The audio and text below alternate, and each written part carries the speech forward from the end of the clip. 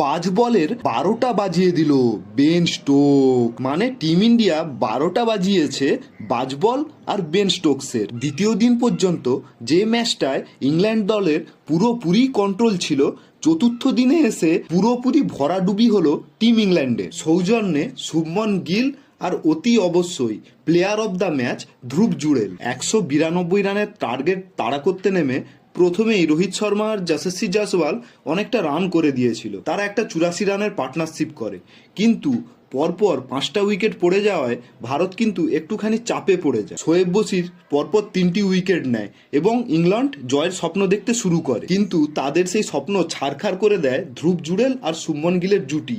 তারা 72 রানের একটা দুরন্ত পার্টনারশিপ খেলে টিম ইন্ডিয়াকে কাঙ্ক্ষিত জয়ের লক্ষ্যে পৌঁছে দেয়। আর ভারত 5 উইকেটে ম্যাচটা জিতে যায়। আর সঙ্গে সঙ্গেই ইংরেজদের 12টা বেজে গেল। 5 ম্যাচের টেস্ট সিরিজ ভারত 3-1